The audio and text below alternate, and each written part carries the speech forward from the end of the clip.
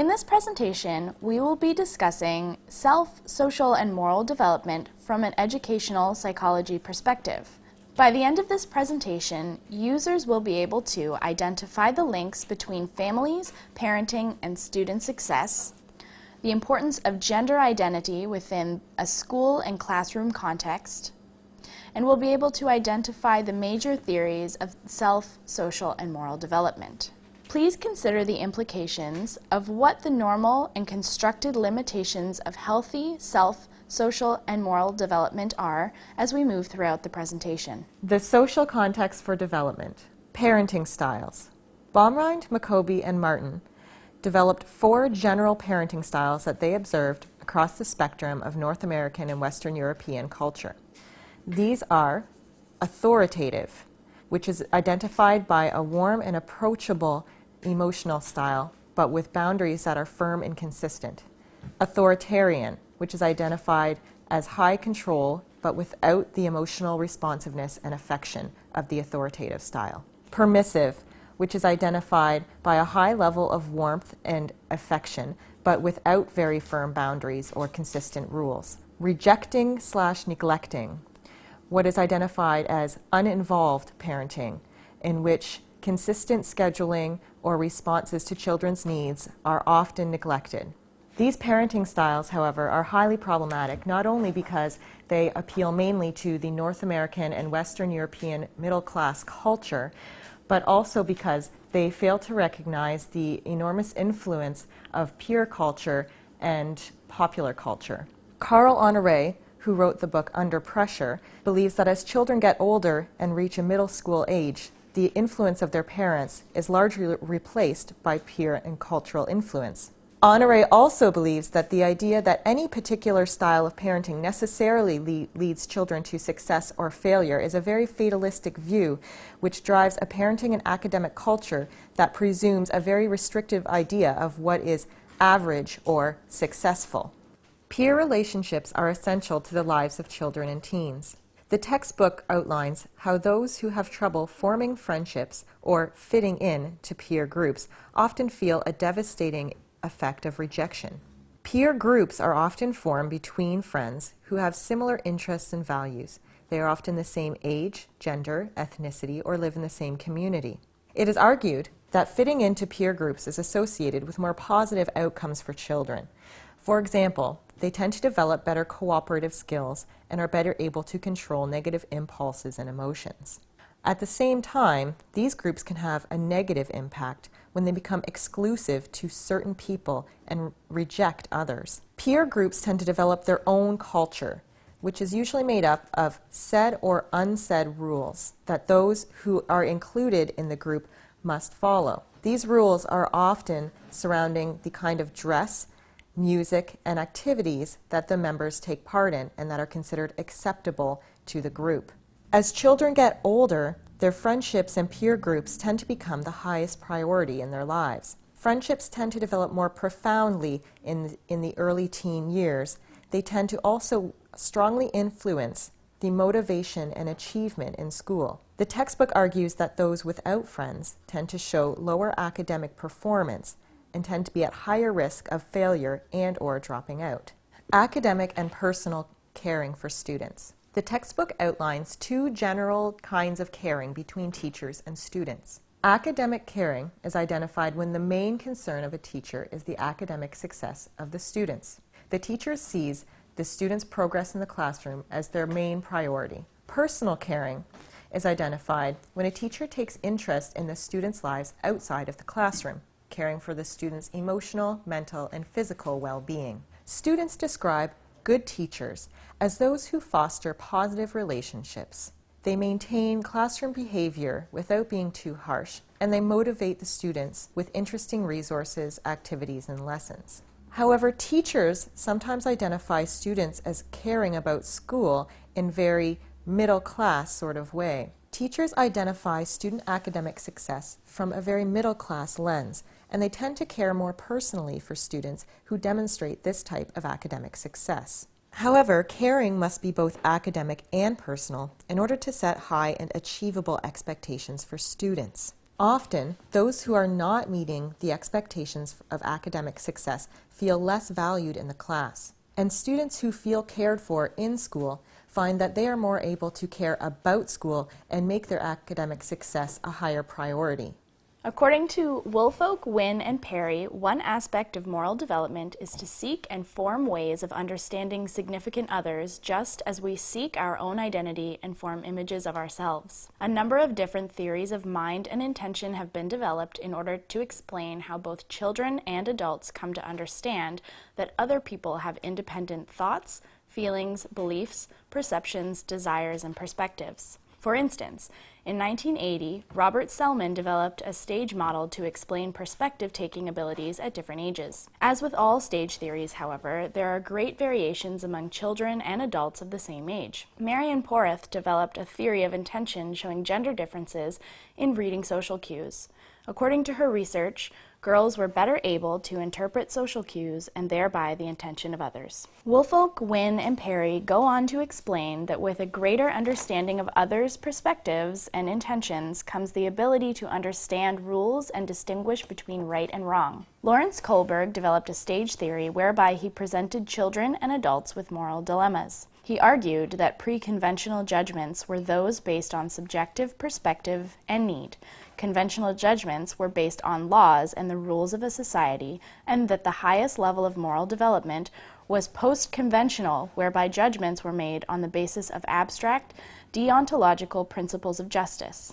His studies concluded that women could not reach the highest stage of moral development, leading theorists such as Carol Gilligan to present alternative theories taking into consideration the social construction of gender. Gilligan developed a theory called the ethic of care, whereby the highest level of moral development is not loyalty to abstract ideals, but to the responsibility and care for all peoples. Just as is done in the textbook, many people create out of these theories a version of the gender wars that is both lacking in nuance and inaccurate. While the textbook mentions that studies have since been conducted concluding there is no significant difference in moral reasoning between men and women, what these studies and the textbook leave out, however, is the political project and the methodological concerns that were the impetus behind Gilligan's intervention.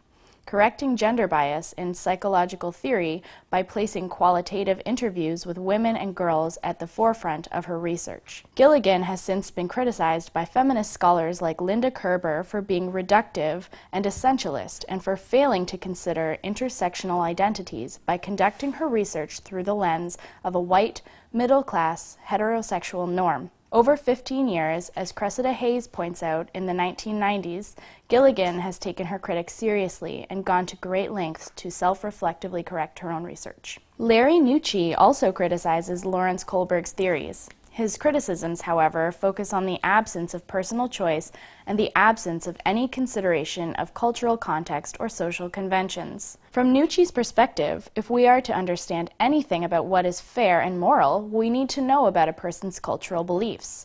Like the account given of Gilligan's work, the textbook creates a reductionist representation of Nucci's work, whereby a progress narrative is used to explain how traditional cultures that are supposedly slow to change moralize customs, whereas in modern cultures that are supposedly more quick to change, this is not the case. The same kind of reductionist lens is applied to the work of Burke, Helwig, Arnold, Tan, Boyd, and Kim in relation to collectivist and individualist cultures. And finally, in the account of who is more willing to cheat at the end of this chapter, while still making generalizations, context is mentioned as a factor. Returning to Hayes' analysis of Gilligan's work, the research methods in use, the political projects, and the methodological frameworks of these studies are rarely mentioned in portions of the textbook. Puberty is a complex process and is defined as the physiological changes during adolescence that lead to the ability to reproduce.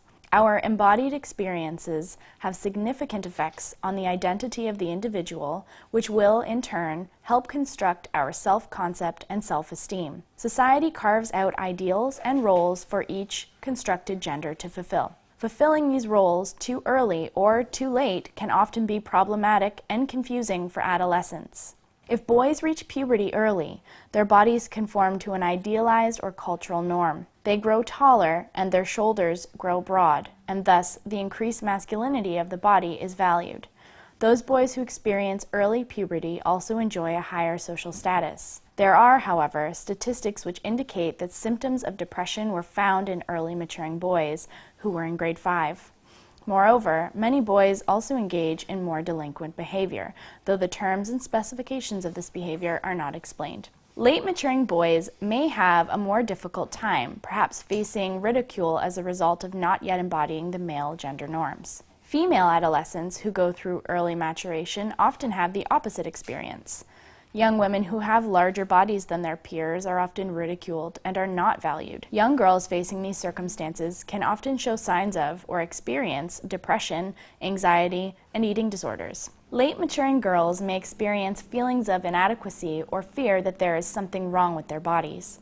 These narrow definitions of gender ideals are, in many cases, exclusive and confusing for adolescents who are going through puberty. As we know, there are many intersectionalities related to identity. Students who are an ethnic minority may face increased confusion when navigating their identity. These students need to negotiate their cultural values, learning styles, and ways of communication with the larger expectations and norms of their school and society. Erik Erikson argued that some students may need a longer moratorium or period of identity crisis in which to determine their identity. Self-concept and self-esteem. These terms refer to our knowledge and beliefs about ourselves and the value we place upon ourselves based on our characteristics, abilities, and behaviors. A person's self-concept develops over time as a person evaluates themselves in various situations. Self-esteem develops only when a person's success is considered to be valuable in their lives. As teachers, we must consider what elements in the curriculum will be relevant to their lives so that their successes and achievements cultivate their self-esteem. Gender development is a complex process that is manifested through and composed of biological sex, the objectively measurable organs, hormones, and chromosomes, sexual orientation, who you are physically, spiritually, and emotionally attracted to based on their sex, gender in relation to your own, gender identity, how you in your head think about yourself, and gender expression, how you demonstrate your gender through the ways you act, dress, behave, and interact. Gender narratives that neglect any of these four aspects and/or insist on binaries instead of continuums have adverse effects on the development of a healthy sense of self. Gender development and patriarchy. Any discussion of gender development is incomplete when it neglects the impact of the hierarchical distribution of power among genders in our society. Bronfenbrenner's bioecological model of human development recognizes that the social contexts in which we develop are ecosystems because they are in constant interaction and influence each other. Within this model, patriarchy is a fundamental tenet of the macro system, which is the larger society, its values, laws, conventions, and traditions.